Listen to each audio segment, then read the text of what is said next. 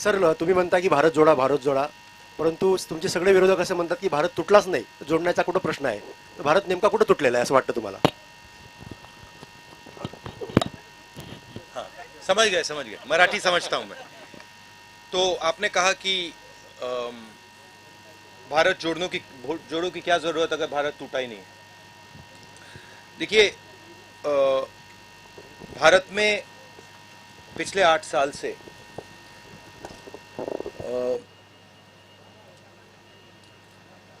डर का माहौल, नफरत और हिंसा फैलाई जा रही है।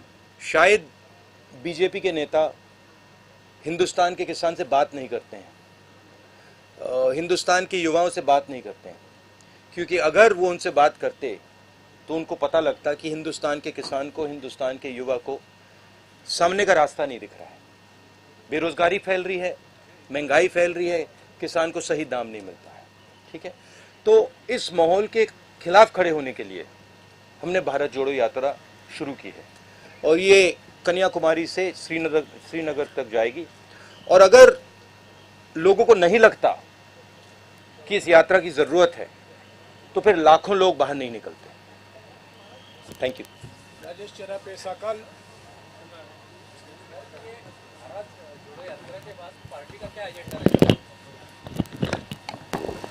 भैया, ये आपको कांग्रेस प्रेसिडेंट से पूछना पड़ेगा, खारगे जी से। He is now the president of the Congress party and he is the person who is going to give direction. मेरा लक्ष्य भारत जोड़ो यात्रा पर है। अब ये इसमें 2-3 महीने और लगेंगे, तो मेरा पूरा का पूरा फोकस इस यात्रा पे है और बहुत बहुत अच्छा लग रहा है मुझे, क्योंकि बहुत सीखने को मिल रहा है, बहुत लोगों से समझने को मिल रहा है और बहुत प्यार मिल रहा है। नीरज जावड़ेकर, महाराष्ट्र टाइम्स। नीरज जावड़ेकर, महाराष्ट्र टाइम्स।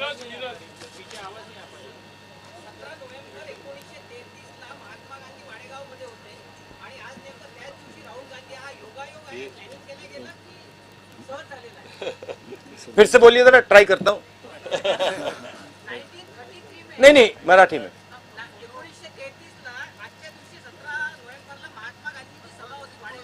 हाँ,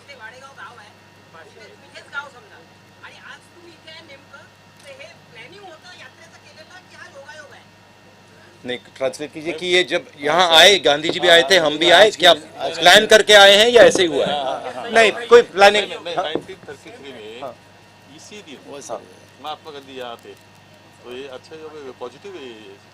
और आप आज यहाँ है 89 ईयर के बाद आप है यहाँ, तो ये तो पॉजिटिव। देखिए, पॉजिटिव बात है। प्लान तो नहीं है, मगर महात्मा गांधी कुछ चीज़ थे और हम कुछ और हैं। मतलब कोई ये कंपैरिजन मत कीजिए प्लीज, ये हमें मतलब ये गलत कंपैरिजन है। No event. Prabodh Deshpande. He is Mahatma Gandhi ने देश को रास्ता दिखाया।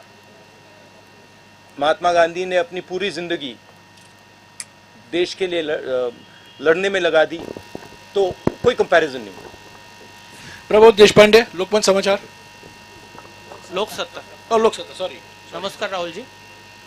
माझा प्रश्न असा होता की केंद्र सरकारमध्ये भाजप जो सत्ताधारी पक्ष आहे त्याच्यावर अंकुश ठेवण्यात प्रमुख विरोधी पक्ष म्हणून काँग्रेस कुठेतरी कमी पडताना दिसतो. तर या संदर्भात पक्षाची पुढील रणनीती काय राहणार आहे आणि 2024 साठी प्रमुख अजेंडा काय राहणार आहे पक्षाचा? कमजोर पड़ रहा है अपना पक्ष, विपक्ष का, ऐसा उनका कहना है। सब पूरा का पूरा ऑपोजिशन या कांग्रेस या कांग्रेस अपने विपक्षी इस नाते से हम कमजोर गिर रहे हैं, ऐसा उसका कहना है मोदी सरकार के। नहीं, देखिए,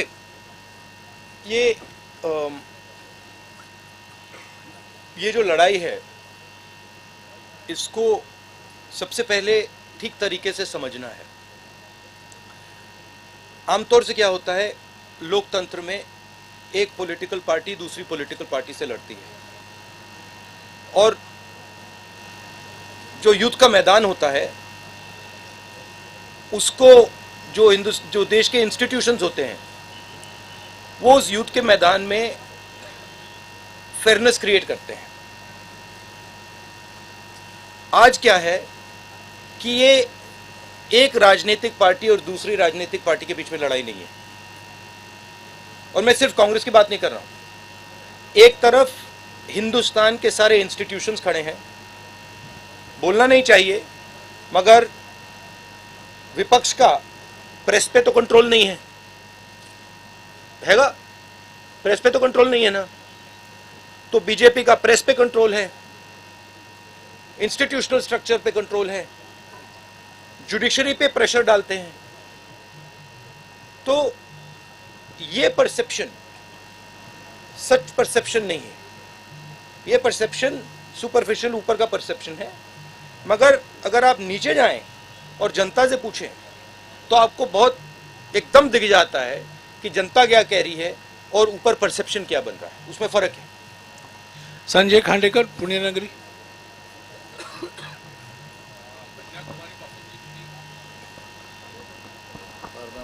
कन्याकुमारीपासून तुम्ही जी पदयात्रा सुरू केलेली आहे भारत जोडोची. सॉरी, एक मैं थोड़ा इसमें और कहना चाहता हूँ। देखिए, हमने ये सब एवेन्यूज ट्राई की,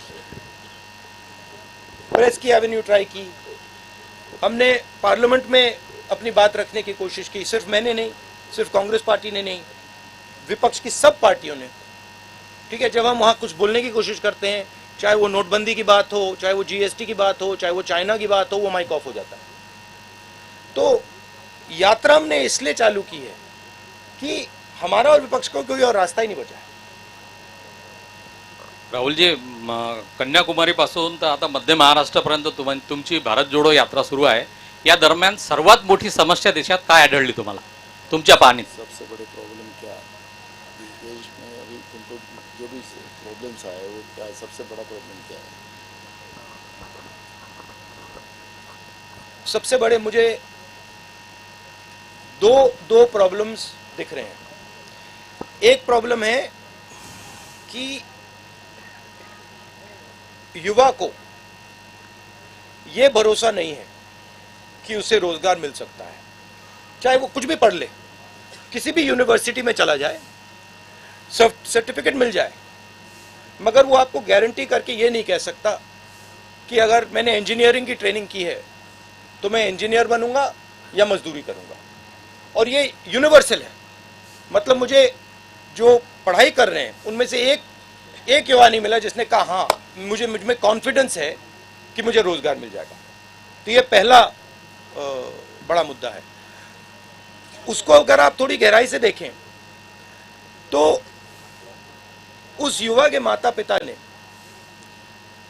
मेहनत करके उसे उसकी शिक्षा के लिए पैसा मोस्टली प्राइवेट प्लेयर्स को दिया है, प्राइवेट इंस्टीट्यूशंस को दिया है।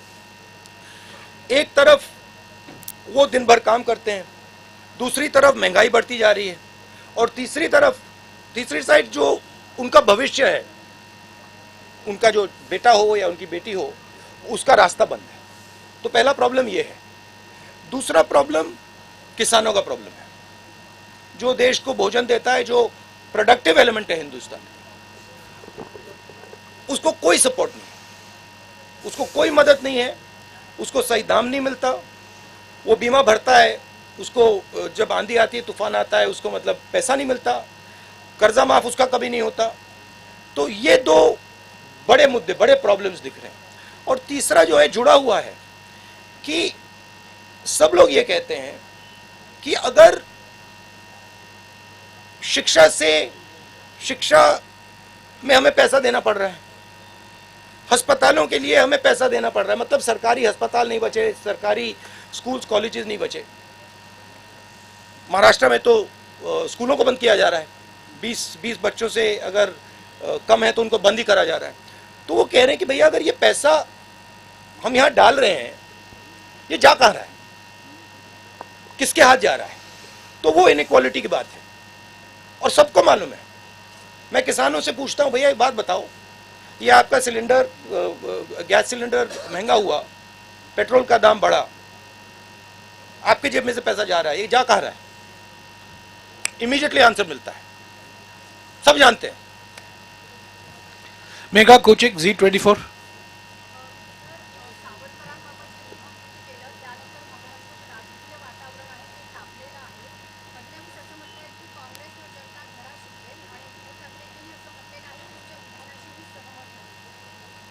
सावरकर के बारे में बोला ना, उद्धव ठाकरे बोलते मैं सहमत हूँ और फडणवीस सोचता है कि हमें ही लोग जगह दिखाएंगे। ये देखिए, ये मेरे लिए सबसे जरूरी डॉक्यूमेंट है।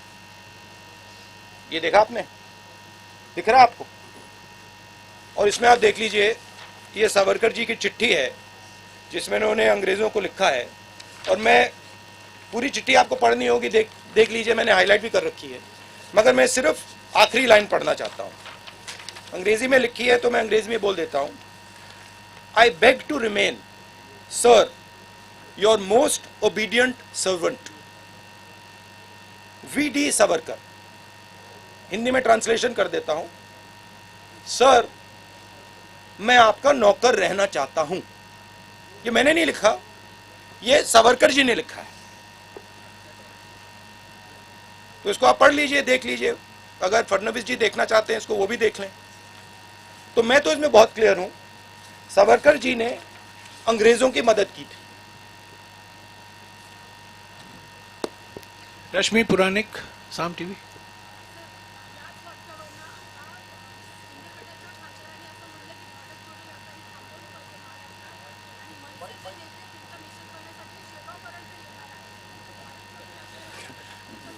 ये यात्रा को रोकना चाहिए, सावरकर के बारे में ऐसा बोला है, तो वैसे गवर्नमेंट को इसने लेटर लिखा। किसने? सेवाड़े। सेवाड़े मतलब रोकने, यात्रा को रोकने के लिए। हाँ। रोक दीजिए, कोई प्रॉब्लम नहीं है, रोक दीजिए। देखिए, किसी का कोई विचार हो उसको रखना चाहिए, और अगर सरकार को लगे कि भारत जोड़ो यात्रा को रोक देना चाहिए तो रोकने की कोशिश कीजिए, करिए। गजानन नुमाटे, TV9.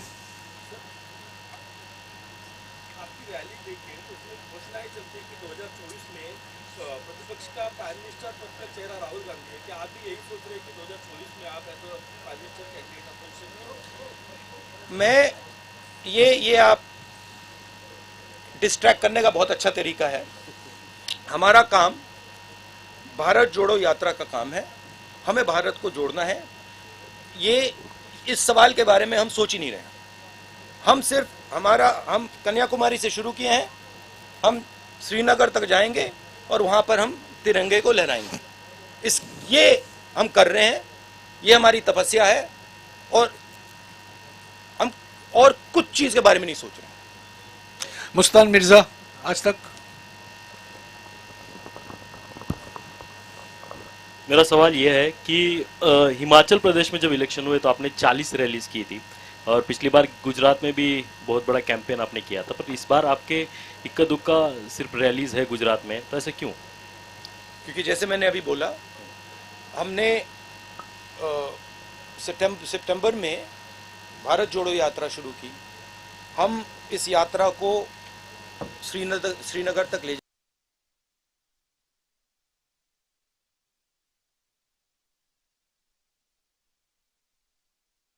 पूरा करना चाहते हैं। ज़रूर अगर कांग्रेस प्रेसिडेंट हमें कहेंगे कि हमें गुजरात जाना है, हिमाचल जाना है, तो हम जाएंगे। अभिजीत करंडे, ABP भाजपा. पिछले 5-6 साल से जो नेता जमीन पर नहीं दिखे थे, वो अचानक से जमीन पर दिखना शुरू हो गई। आपकी यात्रा शुरू होने के बाद महाराष्ट्र में बहुत सारे नेता दिखे। राहुल गांधी तो निकल पड़े, उन्होंने एक प्रोग्राम दे दिया है पार्टी के लिए। क्या ये प्रोग्राम गांव देहात तक जाने के लिए, क्योंकि यात्रा तो कन्याकुमारी से कश्मीर जा रही है, बहुत सारे तबके तक नहीं जा रही है, तो क्या कांग्रेस का कोई प्लान है आगे वाला, जो ये यात्रा है हर आदमी तक, हर गांव तक, हर शहर तक, हर तबके तक, हर आदिवासी पाड़े तक जाए, और आपका विचार जो है, जो आप बोल रहे हैं, वो पहुंचे वहां तक? यात्रा एक सोच है, एक काम करने का तरीका है, एक कह दो एक इमेजिनेशन है।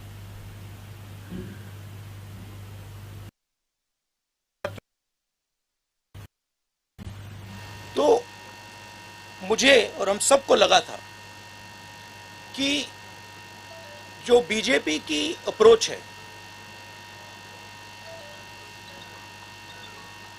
नफरत से भरी,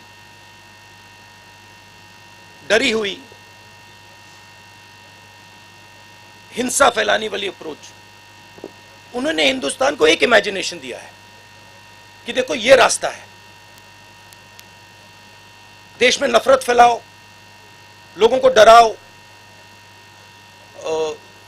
गरीबों को कुचलो। उन्होंने ये रास्ता दिया है। यात्रा की कोशिश है और ये यात्रा इसमें सफल हो गई है। यात्रा की कोशिश है कि देश को बताना कि देखिए सिर्फ ये तरीका नहीं है, एक और तरीका है। जयराम रमेश जी ने कहा कि हमने प्रेस से 6-7 बार बात की है। आपने अभी कहा कि बीजेपी के किसी नेता ने कहा कि यात्रा को रोक देना चाहिए। मैंने ये यहां तो नहीं कहा ना कि वो बिल्कुल गलत बोल रहा है, उसको चुप कीजिए, उसको मारिए, उसने कैसे बोला, नहीं। मैं कह रहा हूं देखिए वो उसकी राय है, अगर वो सोचता है उसको रखे, और अगर सरकार सोचती है कि इस यात्रा से देश को नुकसान हो रहा है तो रोक दो, कोई प्रॉब्लम नहीं है। ये काम करने का एक बिल्कुल अलग तरीका है, प्यार का तरीका, भाईचारे का तरीका, रिस्पेक्ट का तरीका। तो ये दो हमने विजन दिखाए हैं। अब यात्रा जो हमने रखी है, जो हमने की है, इसमें से पॉलिसीज भी निकलती हैं। अगर वो कहते हैं कि भैया देखो किसान को कुचल दो, किसान को सही एमएसपी मत दो, किसान को बीमा का पैसा नहीं मिलना चाहता, तो इस यात्रा के इमेजिनेशन से एक और तरीका निकलता है। किसान की बात सुनो, किसान से गले लगो, किसान की इज्जत करो। तो इससे पॉलिसीज भी निकलती हैं, इससे एक्शंस भी निकलते हैं। अब कांग्रेस के सब लोगों को लग रहा है हाँ भैया चलने में फायदा है, राजनीतिक फायदा है, लोगों से बातचीत होती है, सीखने को मिलता है, प्यार मिलता है, वजन भी कम हो जाता है। तो अलग अलग फायदे हैं, अलग अलग जो भी चाहता है वो फायदा ले सकता है। मगर मेन मैं बात ये कहना चाहता हूं, ये दो अलग इमेजिनेशंस हैं। एक मैंने यहां पे आपको सावरकर जी की चिट्ठी दिखाई, एक वो इमेजिनेशन है, और एक आपने पहले गांधी जी की बात की, वो दूसरा इमेजिनेशन है। तो ये देश में इन दो इमेजिनेशंस की लड़ाई है। लेकिन सावरकर जैसे नहीं, no supplementary please, Savarkar no supplementary please, no supplementary. Ravindra Ambedkar जब आता है तो नो विपक्ष में प्लीज फूट भी पड़ जाती है। सुनिए प्लीज, नो सप्लीमेंट्री। जरा बोले, देखिए आप एक बात समझिए, ये मेरी राय है, ये मेरी राय है कि जब सावरकर जी ने ये चिट्ठी साइन की, गांधी जी, नेहरू जी, पटेल जी, ये सब सालों जेल में रहे, कोई चिट्ठी साइन नहीं की। मेरी थिंकिंग है कि जब सावरकर जी ने इस कागज पे साइन किया, उसका कारण क्या था? उसका कारण डर था। अगर वो डरते नहीं, वो इसको कभी नहीं साइन करते। और इस सिग्नेचर में धोखा था।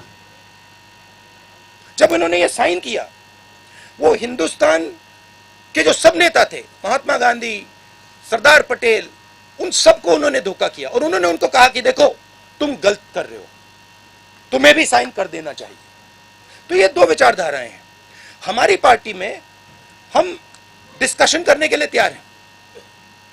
अगर कोई सोचे कि नहीं भैया यात्रा को ऐसे चलाना चाहिए, हम प्यार से सुनते हैं, हम डिक्टेटर नहीं है यहाँ पे। मैं फिर से आपसे गुजारिश करूंगा, सप्लीमेंट्री मत पूछिए, क्योंकि और लोगों का टाइम घटेगा। Marathi news digital news channel, Ravindra Ambedkar ji. आप जिस विचारधारा का विरोध करते हैं, चुनाव आते ही आपके सारे विधायक उस विचारधारा की पार्टी में ज्वाइन हो जाते हैं।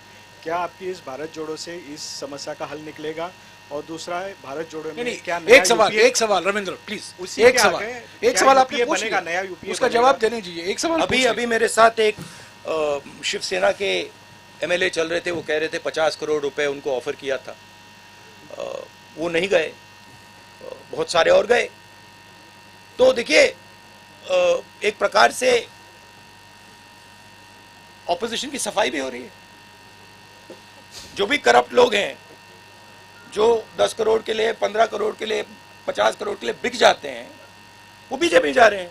अच्छी बात है। हिंदुस्तान में साफ सुथरे लोगों की कमी तो नहीं है, तो हमारे साथ आ जाएंगे। हमारे पास 12-13 मिनट का समय बाकी है। अब मैं हिंदी और अंग्रेजी मीडिया से सवाल लूंगा। अखिलेश मिश्रा, नवभारत हैं क्या? पूछिए ना, आगे आगे पूछिए। जब तक आगे आएंगे मैं अगले सवाल से पूछूंगा। संतोष गवाई, दैनिक भास्कर, उनको माइक दीजिएगा, जल्दी जल्दी जल्दी। ये मैं आपको गिफ्ट दे देता हूं, और आप सबको कॉपी चाहिए तो सबको दिलवा देता हूं। संतोष गवाई, दैनिक भास्कर, प्लीज। आपण एक ये मोहन भगवत जी को भी भिजवा दीजिए। माइक नहीं है क्या? आपण जिथे थांबलो तो आहोत, जल्दी दीजिए। हाँ, दैनिक भास्कर, हाँ? पूछिए, दैनिक भास्कर। सही बात है ना, देखिए सच्चाई है। राहुल जी सवाल लिखिए। राहुल जी, आपण जिथे थांबलो एक minute, I am coming back to you, I am coming या बैक। विदर्भामध्ये शेतकऱ्यांच्या आत्महत्या प्रचंड होतात. हे 6 जिल्हे शेतकऱ्यांच्या आत्महत्येसाठी हे होते. आता पूर्ण देशभर शेतकऱ्यांच्या आत्महत्या होतात. तर त्यासाठी आपल्याकडे काही आपल्या डोक्यात काही प्लॅन आहे का शेतकरी आत्महत्या थांबवण्यासाठी? मैंने हिंदी अखबार से सवाल पूछा इस उम्मीद के साथ कि आप हिंदी में पूछेंगे और आप मराठी में पूछिए। कोई बात नहीं, मराठी अखबारों के लोग हिंदी में पूछते हैं। ठीक है, पटोले जी अनुवाद कर। आपने विदर्भा बोला तो मैं विदर्भ के बारे में थोड़ा सा बोलना चाहता हूं। जब हम विदर्भ के बाउंड्री पे थे,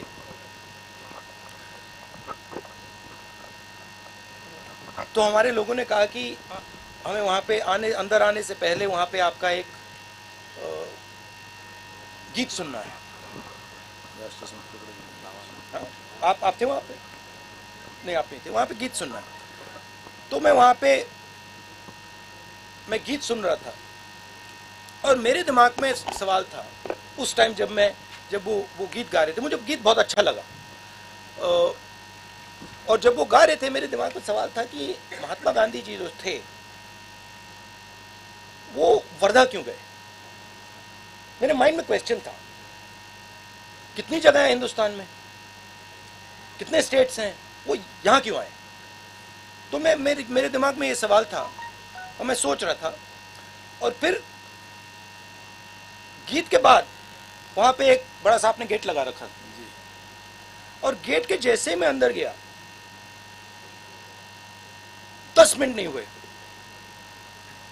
मुझे बात समझ आ गई कि जो कांग्रेस की जो आइडियोलॉजी है वो एक्चुअली विदर्भ में है,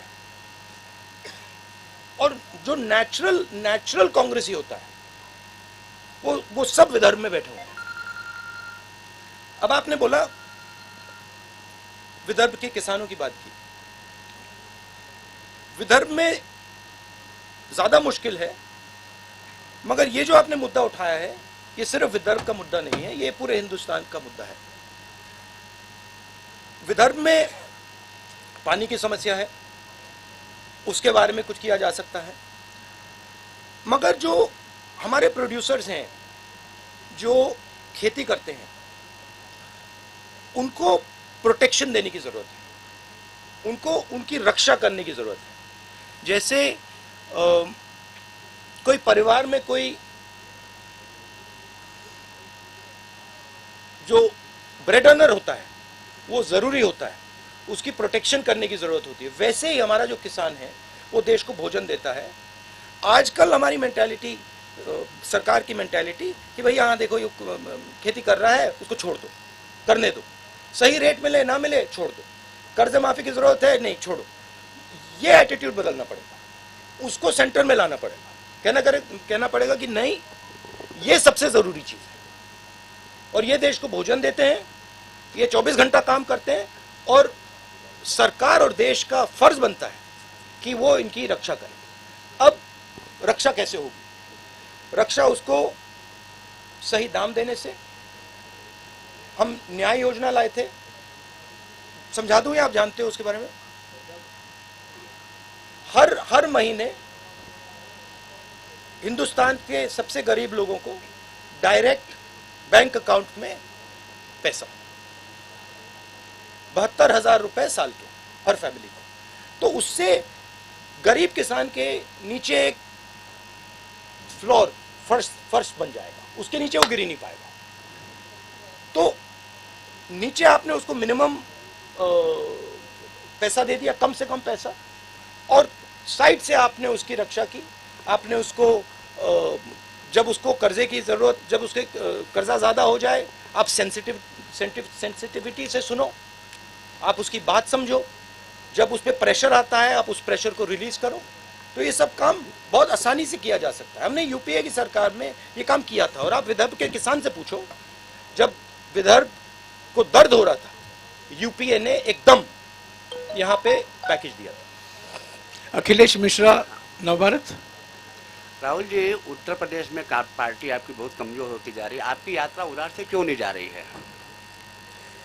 ये जो यात्रा है ना, ये इसका लक्ष्य कन्याकुमारी से कश्मीर तक जाने का है। नहीं, आप चले गए, सवाल पूछ लिया। हाँ, जवाब नहीं चाहते क्या? हाँ, तो ये यात्रा कश्मीर तक जाएगी और कन्याकुमारी से ये शुरू हुई है। अब मुझे पता नहीं ये किसने बात बोल दी कि ये यात्रा उत्तर प्रदेश से नहीं निकलेगी। मुझे नहीं मालूम किसने बोला है, क्योंकि दिल्ली के बाद ये यात्रा उत्तर प्रदेश से निकलेगी। उत्तर प्रदेश से हरियाणा जाएगी, हरियाणा से पंजाब जाएगी, पंजाब से जम्मू जाएगी। तो पता नहीं ये मिस इन्फॉर्मेशन कौन फैला रहा है, मगर ये यात्रा यूपी में जाएगी। गजानन अवस्थी, लोकमत समाचार। एक मेरी एक्चुअली शिकायत है कि यूपी में थोड़ा और जाना चाहिए था, बट अगर हम थोड़ा और जाएंगे तो वो रास्ता फिर ज़्यादा लंबा हो जाएगा। इसलिए हमने यूपी में शायद 2-3 डिस्ट्रिक्ट्स में हम जाएंगे, 3-4-5 दिन जाएंगे। मैं राहुल जी से निवेदन करूंगा कि उनके जवाब के कारण हम इसको 5 मिनट बढ़ा सकते हैं तो अच्छा। हाँ, बढ़ा। ठीक है, गजानन अवस्थी प्लीज, लोकमत समाचार। हेलो सर, राज्य के अभी की जो खस्ताहाल एक minute please, Gajanan Awasthi. Sir, राज्य की जो खस्ताहाल स्थिति है अभी महाराष्ट्र की, तो ये पदयात्रा का उस पर कुछ असर होगा क्या वर्तमान राज्य की स्थिति पर? नहीं, राज्य मतलब महाराष्ट्र के राज्य ये थी कि हाँ, पार्टी की स्थिति कमजोर नहीं है। महाराष्ट्र में कांग्रेस की विचारधारा, और ये मैंने जयराम रमेश जी से कहा, मैं आपको बताऊं सबसे अच्छा रिस्पांस महाराष्ट्र में मिला है। नेचुरल कांग्रेस है ये। और मुझे मतलब ये बात बहुत समझने को मिली है, ये यहाँ पे नेचुरल कांग्रेस है, मतलब ये डीएनए है कांग्रेस का। तो यहाँ कांग्रेस पार्टी मजबूत, कमजोर बिल्कुल नहीं। वैभव गंजापुरे, टाइम्स ऑफ इंडिया प्लीज। देखिए, फ्यूचर तो आप प्रेडिक्ट करते हो, मैं तो करता नहीं हूँ, मगर असर जरूर पड़ेगा, पॉजिटिव असर पड़ेगा। वैभव गंजापुरे। राहुल जी, जब आपका यात्रा खत्म होगा कश्मीर में, तो आप क्या बदलाव देखते हैं भारत में, और कांग्रेस पार्टी को कैसा? एक सवाल अंग्रेजी मीडिया भी हिंदी में पूछ रही है। अच्छा, ठीक। Okay, how it will benefit the Congress when you and your यात्रा इन Srinagar? Look, I am not a soothsayer. I cannot predict the future. But you must have thought something. You asked a question. Let me answer the question. My job is to do what I see as my duty, and I felt that my duty, in a time when India is internally fractured, in pain, where violence is being spread across the country, where hatred is being spread across the country, I felt it is my duty to show that there is another way possible. That there is a way possible where you are affectionate and loving to people, where you can disagree with them, where you can say, I actually don't like your views, but I can still go to you and say, I don't like your views, but I'm ready to listen to your views, and I'm not going to beat you because I'm more powerful. I'm not going to thrash you because I'm more powerful. So I thought it was my duty as an Indian citizen to place that on the table. And that is the idea of the Bharat Jodo Yatra. Now, please don't misunderstand. It is not only my duty, and it is not only I who is thinking this. Large number of Congress people feel the same thing. And millions of people, farmers, youngsters, men, women, feel the same thing. So I think it's a very powerful thing, the Yatra. And I think if people think about it with a little bit of depth, they will realize that the principles that we are putting across here are not just political principles. They are principles that you can use in your life. They are principles that you can use with your brother, with your sister, with people you are working with. A little respect will not weaken India. It will only strengthen India. A little bit of affection, a little bit of love will only strengthen India. So that's the idea. Now what happens after the Yatra? Let's see. अभिनय देशपांडे, हिंदू देशपांडे हैं? अभिनय देशपांडे नहीं आए? I don't understand why people feel that hatred makes a country strong. I don't understand it. Right? I don't understand why people feel that being abusive, being nasty, being cruel makes a country strong. I think it makes a country weak. I think it is cowardice. And I think that's not what India is. I think India has shown the whole world. I remember I asked Nelson Mandela after he came out of jail 26 years. Right? I asked him, Mr. Mandela, you were in jail for so long, what gave you hope? He said, India's freedom struggle gave me hope. I said, what do you mean by that? He said, well, what Mahatma Gandhi taught. The fact that you should be compassionate even to your opponent. You should respect even your opponent. These are Indian values. They are the most powerful values. And in the world that we are facing today, with the United States and China and war here and there, this is the most powerful thing that we have. Why are we throwing it away? Rahul ji ने आपके साथ 40 minute गुजारे हैं। मैं राहुल जी से निवेदन करूंगा, please 40 minute हो गए हैं, प्लीज। मैंने पहले क्या कहा है, प्लीज। नहीं, बिल्कुल नहीं, आप एक ही ग्रुप के हैं। देखिए, नियम मत तोड़िए। मैं राहुल जी से गुजारिश करूंगा, आखिर में महाराष्ट्र की जनता के लिए अगर वो कोई संदेशा देना चाहते हैं, 2 मिनट बोल लें। नहीं, कोई सवाल नहीं, 40 मिनट हो गए हैं। सवाल आप प्रधानमंत्री जी से कीजिए। सवाल किससे करना है उनसे कीजिए। महाराष्ट्र, प्लीज उनको बोलने दीजिए। प्लीज बैठ जाइए। महाराष्ट्र की जनता और महाराष्ट्र के जो किसान हैं और महाराष्ट्र के जो युवा हैं, मेरा उनके लिए मैसेज ये है कि मैं अब 13 दिन 14 दिन आपकी सड़कों पे चला हूं।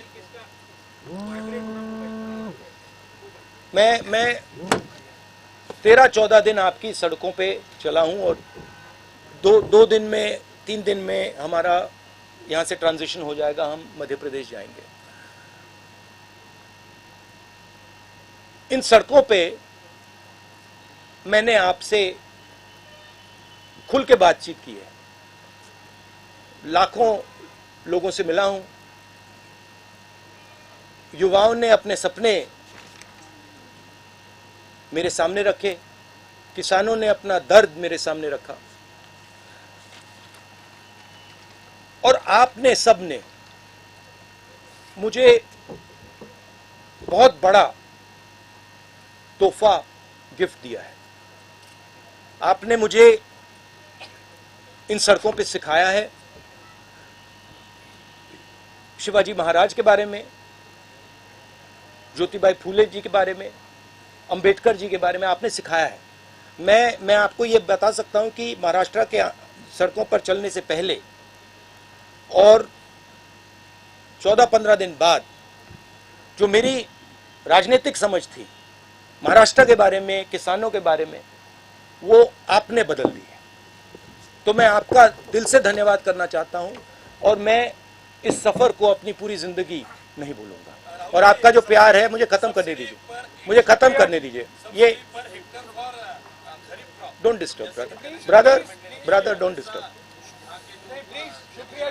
शुक्रिया राहुल जी, अभी आपका फोटो तो नहीं तो मैं दिल से महाराष्ट्र की जनता को और लास्ट में जो पुलिस ने हमारी मदद की है, जो चले हैं हमारे साथ, उनको भी काफी धक्के लगे हैं, उनका भी मैं दिल से धन्यवाद करता हूं। Thank you.